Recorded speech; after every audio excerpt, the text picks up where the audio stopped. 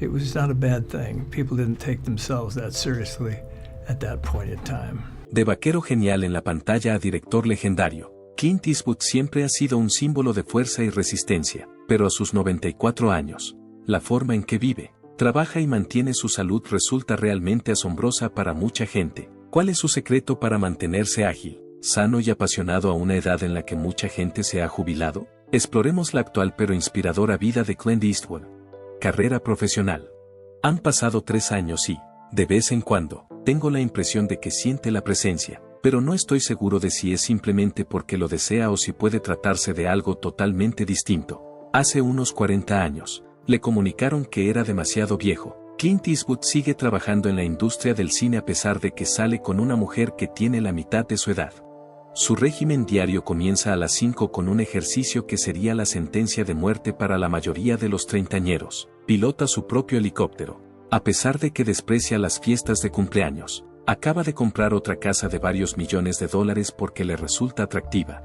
A pesar de sus 94 años, el vaquero de Hollywood sigue en plena forma. Incluso sus propios hijos son incapaces de comprender el estilo de vida que lleva. Sinceramente, no es tan corpulento, y puede visitar mi consulta cuando quiera. Nadie se imaginaba que Clint Eastwood se convertiría en una leyenda. De hecho, todo en sus primeros años apuntaba en otra dirección.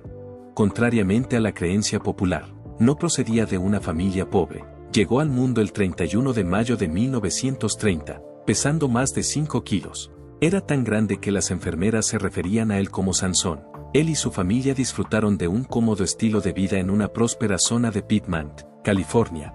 Eran socios de un club de campo, poseían 2 automóviles y una piscina. Por lo que respecta a su madre, su árbol genealógico podía remontarse hasta el Mayflower. Sin embargo, a pesar de toda esa opulencia, Clint no tuvo un camino fácil, y una parte importante del carácter de obrero rudo y agitado que acabó construyendo no era del todo exacta.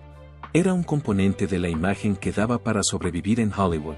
De niño, tenía dificultades en la escuela, tuvo que repetir curso. En Oakland Technical High, sus profesores vieron que tenía una cualidad única, sobre todo cuando actuaba en el escenario. Sin embargo, Clint optó por hacer caso omiso de sus recomendaciones. Demasiada de su atención se centró en perseguir automóviles. Sus expedientes escolares revelaban que estaba más interesado en reparar motores que en completar sus tareas. Incluso algunos de sus compañeros creían que en realidad nunca se había graduado. Sin embargo, había algo que daba la impresión de que era un artista de corazón. Era un pianista experto que sabía tocar el piano, pasaba tanto tiempo practicando que le dolían los dedos, y aprendía piezas difíciles con las que la mayoría de los adolescentes no se molestaría. Con el mismo nivel de concentración, acabaría siendo capaz de componer música cinematográfica para sus propias películas. Tras graduarse en el instituto, Clint se dedicó a la interpretación. Algunas de sus ocupaciones eran bastante extrañas. Hubo una época en la que trabajaba en Oregón domando troncos salvajes. A continuación, se alistó en el ejército. Mientras estuvo destinado en Fort Worth, trabajó como socorrista y portero de discoteca para complementar sus ingresos. Pero 1951 fue el año que marcó el verdadero punto de inflexión. Estaba a bordo de un avión de la Marina cuando tuvo un incidente en Point Reyes. Este no fue el final de la historia. Tuvo que nadar más de 3 kilómetros en aguas gélidas. Más tarde, se refirió a ella como Star Terror. Ese suceso quedó grabado en su mente. Años más tarde, cuando actuó en la película Fuga de Alcatraz, se inspiró en ese mismo suceso para infundir realismo a la escena de la fuga en agua fría. Su carrera como actor no empezó con buen pie. En 1955 se estrenó una película de monstruos de bajo presupuesto titulada Revenge of the Creature, La venganza de la criatura, en la que interpretó un pequeño papel. Un angustiado técnico de laboratorio llamado Jennings, cuyo gran momento fue la pérdida de una rata, fue el personaje que interpretó. A pesar de que el director detestaba la secuencia, no dudó en mostrarla. Clint tardó 15 intentos en hacerlo perfecto, a pesar de que solo tenía 28 líneas. Con un salario semanal de $75, la Universal estuvo peligrosamente a punto de eliminarlo de la escena. Todo el mundo en el lugar ignoraba por completo el hecho de que este chico torpe que andaba a tientas con una bata de laboratorio llegaría a convertirse en uno de los actores más famosos de la historia del cine. Estoy dispuesto a ejercer mi derecho a rechazar cualquier subida de impuestos que el Congreso considere siquiera plantear. por muy buenas intenciones que tengan o por muy delirantes que sean sus creencias. Tengo mi bolígrafo de veto desenfundado y listo. Además, tengo una cosa que decir a quienes abogan por más impuestos. Adelante, alégrenme el día. Tras solo 18 meses de empleo, Universal Pictures rescindió su contrato a mediados de los años 50. A lo largo de varios años, Eastwood acabaría volviendo al mismo estudio, pero esta vez sería una superestrella que ganaba una millonada, en el mismo ámbito que antes no le había tenido en cuenta. Ahora debía ser recibido de nuevo como un hombre importante. De repente, llegó el momento que lo alteraría todo para siempre.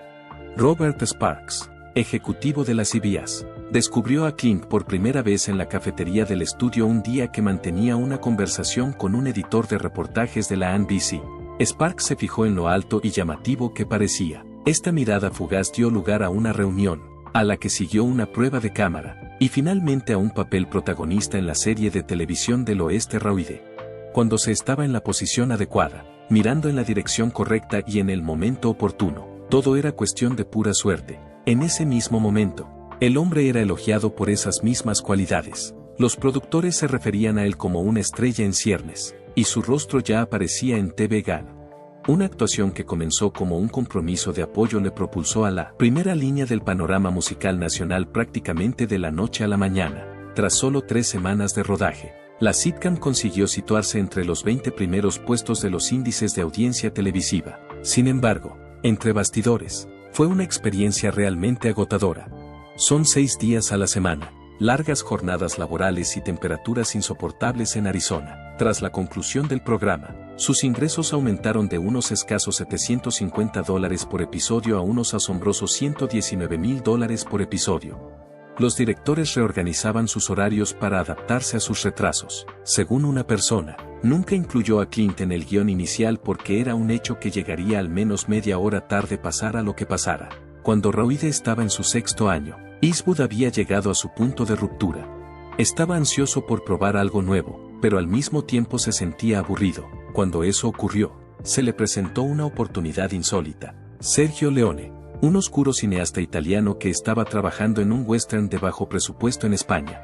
Ni siquiera fue decisión inicial de Leone elegir a Eastwood. Intentó conseguir estrellas más grandes, como Henry Fonda o James Coburn, pero ninguno de ellos pudo acomodarse al presupuesto. Al final, Clint se mostró dispuesto a llevarla a cabo. Razonó que, al tratarse de un cuadro tan modesto, los de Estados Unidos ni se darían cuenta si no tenía éxito. El hecho de que él no supiera italiano y Leone no hablara inglés no le impidió aprovechar la oportunidad de viajar a España. Para que funcionara, recurrieron a intérpretes, señales manuales y una gran dosis de conjeturas intuitivas. Gracias al éxito de aquella película, un puñado de dólares, Clint Eastwood se convirtió en una figura conocida en todo el mundo, pero su actuación no era lo único que destacaba de él. Fue Eastwood el responsable de toda la apariencia de su persona. No había un gran equipo de vestuario encargado de diseñar los trajes. Lo confeccionó con sus propias pertenencias. Reutilizó botas y cinturones de Rauide. Compró un par de Levi's negros. Los blanqueó y desbastó. Y compró un sombrero en una tienda de segunda mano. También compró un par de Levi's negros. De hecho, hasta el poncho y los pitillos los compró en varios negocios que descubrió a lo largo del viaje. Toda la atmósfera del hombre que no tenía nombre fue construida a propósito. Eastwood deseaba que hablara muy poco y que su lenguaje corporal fuera el principal medio de comunicación.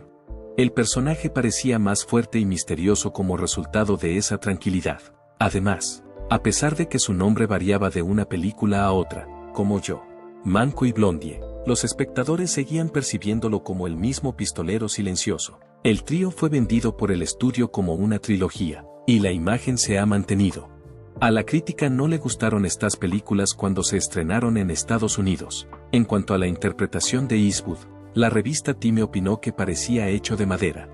Por otra parte, el público tuvo la última palabra. Se recaudaron más de $84 millones con los ingresos internacionales de la trilogía. A pesar de que su presupuesto era ligeramente superior a los $2 millones, solo hubo una película que recaudó cerca de $39 millones y más de 44 millones de entradas vendidas. Y esa película fue El bueno, el malo y el feo. A raíz de su éxito, se produjeron toda una serie de películas bastante similares a los llamados spaghetti westerns. Después de algún tiempo, los críticos empezaron a cambiar de opinión. pero no antes de que Eastwood ya hubiera alterado el juego existente. Hay varias razones por las que Clint Eastwood es considerado un icono de Hollywood. Se apoderó de ese rango y nunca lo ha abandonado. Cuando en 1971 le dieron el papel del detective Harry Callahan en la película Harry el Sucio, dio un gran paso adelante en su camino hacia la fama mundial. Sin embargo, si pueden creerlo, nunca estuvo destinado a interpretar ese papel. Inicialmente, se la presentaron a Frank Sinatra, que trabajó en ella durante varios meses antes de abandonarla definitivamente. La razón por la que Paul Newman abandonó fue que no le gustaba la política. Por otra parte, Newman no rechazó la oferta sin más, sino que envió el guión a Eastwood, afirmando que podría encajar bien con él. Hubo otros que se marcharon. Las obras de Sinatra no eran nada del gusto de John Wayne, y Steve McQueen declinó la oferta, ya que el año anterior había interpretado a un agente de policía en Bullitt. Los actores y actrices más famosos de Hollywood se fueron retirando poco a poco, mientras que Clint Eastwood tomó la iniciativa. Gracias a su voluntad de asumir riesgos, creó su propia productora y contrató a su propio director. Esa película no solo tuvo éxito, fue un éxito arrollador. Posteriormente, Eastwood hizo algo que nadie esperaba. En 1978, formó parte del reparto de Every Which Way But Loose, una comedia que contaba la historia de un camionero implicado en peleas callejeras y de su orangután mascota llamado Clyde. Cuando Harry el Sucio estaba en antena, este era el hombre duro. Sin embargo, a Eastwood no le importaba lo más mínimo, tenía fe en todo ello, aunque la película recibió críticas no muy positivas por parte de la crítica. Los cinéfilos la adoraron. Fue su obra de mayor éxito, recaudando más de $100 millones. Aún más sorprendente es el hecho de que la secuela recaudó otros $70 millones. Si lo comparamos con las cifras actuales, entre los dos recaudaron aproximadamente $1.000 millones. Sin embargo, bajo las risas se escondía un giro. Según las acusaciones, Clyde, el orangután, falleció. Fue un triste desenlace para una de las historias de éxito más peculiares de Hollywood. El tipo de riesgo por el que era conocido Eastwood no era nuevo para él. Durante el año 1975, participó en la producción de La Sanción de Leijer, una película que incluía peligrosas escaladas de montaña. Aunque era el protagonista y director de la película, Eastwood estuvo peligrosamente a punto de abandonar el proyecto. Por otro lado, tomó una decisión que dejó a todo el mundo en estado de shock. Todas las arriesgadas acrobacias las realizaría él solo. Con el fin de hacer la película, realizó acrobacias a la edad de 44 años. Además, la seguridad en sí mismo de Eastwood le impidió buscar trabajos que no encajaban bien con él. A finales de los 70 se le ofreció un papel de Superman. Sin duda, eso es Superman, pero él lo rechazó por completo. Según él, eso no es para mí. Lo mismo puede decirse de James Bond. Si hubiera aceptado jugar, habría sido el primer estadounidense en ocupar el puesto de 7. Por otro lado, tenía más conocimientos. Se sentía cómodo con su marca. Eastwood no era de los que llevaban mallas o smoking. Clint Eastwood se había convertido en algo más que un simple protagonista cuando la década llegó a su fin. También era una presencia formidable detrás de la cámara. Podía tener un control total sobre sus películas, ya que era propietario de su propia productora, la firma Malpaso. No se trataba simplemente de seleccionar sus papeles, desde el principio, sino que les daba forma. Si no se sentía a gusto con el guión, lo modificaba. Aunque el estudio dudaba, él ejerció más presión. Consiguió que funcionara a pesar de que la gente se burlaba de él por protagonizar una comedia cuando había un mono, y amasó una fortuna. Clint Eastwood llevaba muchos años en el mundo de la interpretación, pero en 1971 estaba cansado de seguir las reglas que otros habían establecido. Ansiaba ser el director, tener el control absoluto de todo lo que ocurría tanto delante como detrás de la cámara. Por eso, cuando debutó como director de cine con la película Play Misty for Me, se lanzó a por todas. Sin un plan de respaldo, no hay lugar para la duda. La mayoría de los directores noveles acaban pasándose de presupuesto, retrasándose y consumidos por la política del estudio. Lo contrario fue hecho por Eastwood. En lugar de utilizar decorados elaborados, rodó toda la película en su ciudad natal, Carmel BYDCA, utilizando lugares auténticos como una emisora de radio local y una cafetería. La película se terminó antes de lo previsto y por debajo del presupuesto por un margen de $50,000. Incluso se encargó de la música que se creó. A cambio de apenas $2,000, adquirió personalmente los derechos de la canción de Roberta Flack The First Time Ever I Saw Your Face. Además, acabó siendo un gran éxito. La carrera de Eastwood como director tuvo un comienzo fulgurante con esta película, que recaudó más de $10 millones. Pero no fue cuestión de azar, fue un movimiento inteligente. Durante el año 1967, Eastwood ya se planteaba el futuro a largo plazo. Malpaso Productions fue creada por él y su consejero cuando se sintió insatisfecho con el riguroso sistema de Hollywood. Además, era algo más que un simple negocio, era un mensaje que se enviaba. Es una referencia a la gente que advirtió a Eastwood de que se vería afectado si seguía trabajando en spaghetti westerns. En lugar de eso, fue capaz de construir un imperio creativo comprando cientos de acres de tierra junto a Malpaso Creek utilizando los conocimientos que había ganado con esos mismos westerns. No se trataba simplemente de que protagonizara la película cuando rodó Hain, Amha, que fue su primer largometraje bajo la dirección de Malpaso. Iba a producirla. Clint Eastwood era conocido como el hombre de la tele de Roide cuando la película batió récords en su fin de semana de estreno en 1968. Era un hombre de gran poder. Por otra parte, lo que realmente distinguía a Eastwood era su forma de actuar en el plató. Eastwood se hizo famoso por ser capaz de hacer bien una escena en solo 1 o 2 tomas, en contraste con otros cineastas que se pasaban días puliendo su ejecución. La concentración silenciosa, sin gritos ni tumultos está bien.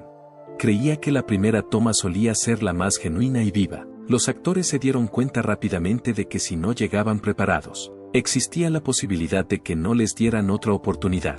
Jeff Daniels dijo una vez que hay que estar preparado porque solo hay una toma. Damon, Matt, para conseguir un segundo, tuvo que suplicarlo. Sin embargo, tuvo éxito. Mediante el uso de esta estrategia, Eastwood fue capaz de entrenar a actrices como Hilary Swank y Gene Hackman hasta conseguir interpretaciones que les valieron un Oscar. A principios de la década de 1990, Clint Eastwood ya se había establecido como una figura legendaria en el mundo de Hollywood. Sin embargo, los acontecimientos que siguieron le impulsarían a una liga completamente nueva. Comenzó con un guión de western titulado The Cutthorne Killings, que no era precisamente algo que los estudios estuvieran muy dispuestos a recoger.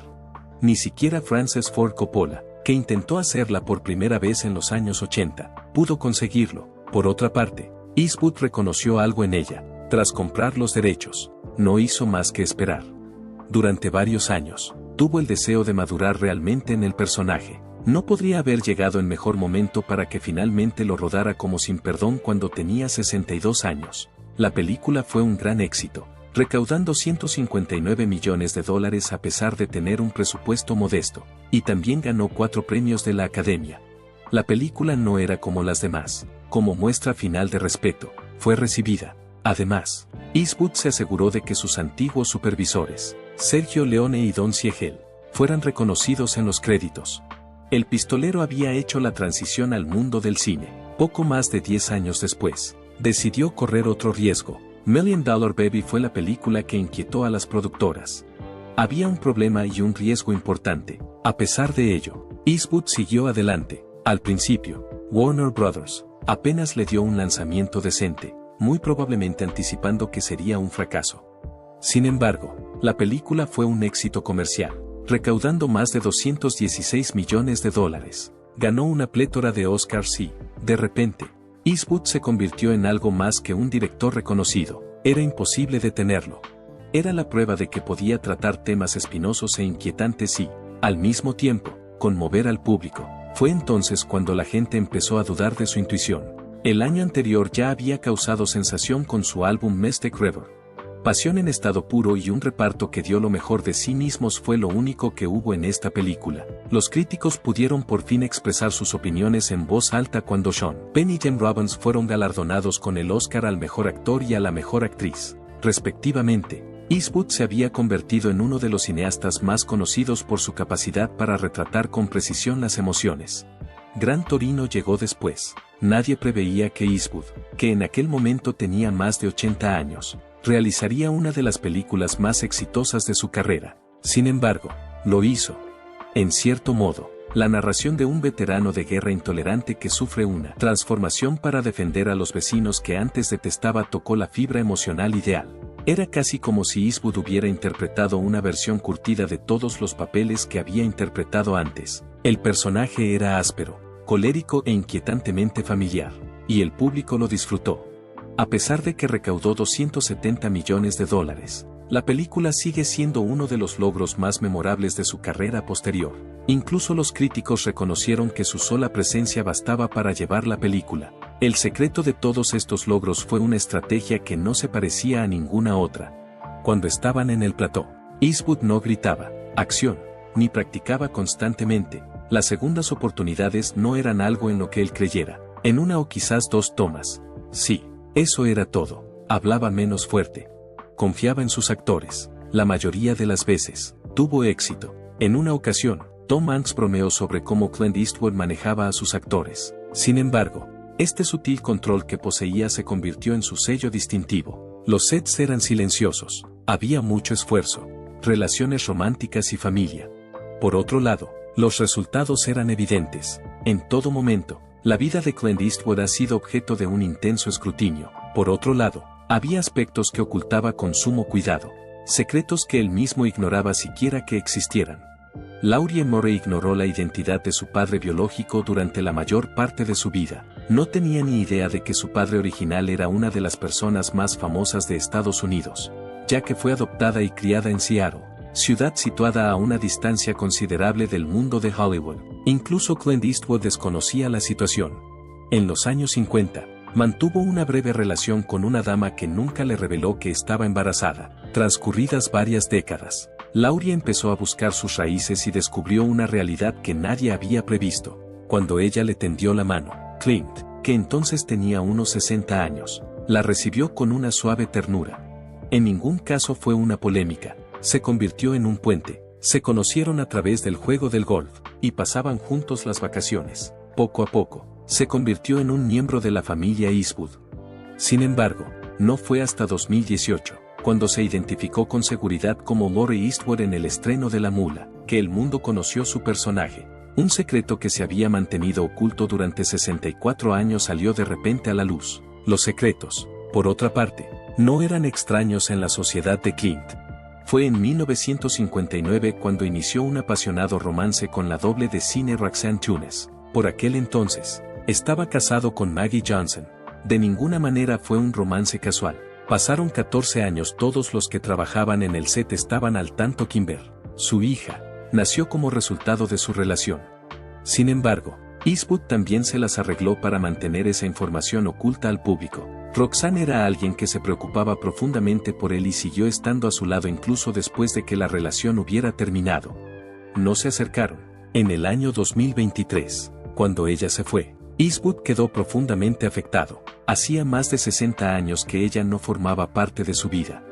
Después llegó Sandra Locke. Su viaje empezó como un romance de Hollywood, pero acabó siendo más bien un drama en el juzgado. Llevaban 14 años viviendo juntos, durante los cuales Clint se consideraba legalmente casado. Todo se complicó en 1989, cuando regresó a su pueblo natal y vio que los Locke habían cambiado. Ella lo demandó, por un contrato de estudio. Al final del pleito se llegó a un acuerdo pacífico. Sin embargo, el impacto fue fuerte y duradero. Ni una sola palabra fue pronunciada por la otrora poderosa pareja.